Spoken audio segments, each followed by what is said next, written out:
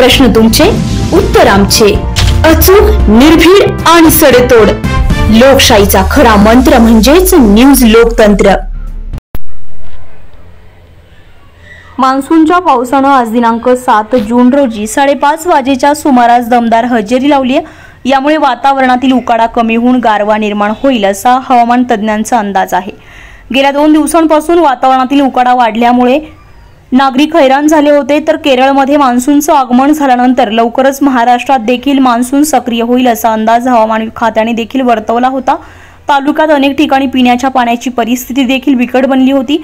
लासलगाव, मनमाड आणि येवले शहरासह तालुक्याच्या अनेक भागात मान्सून बरसल्यामुळे बळीराजा देखील सुखावला आहे.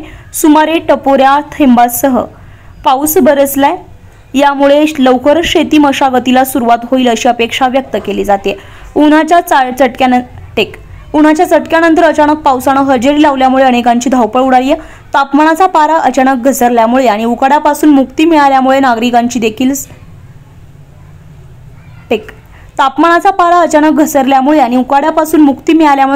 देखील समाधान व्यक्त केलंय. न्यूज लोकतंत्र 18 साठी अयूब शाह, येवला.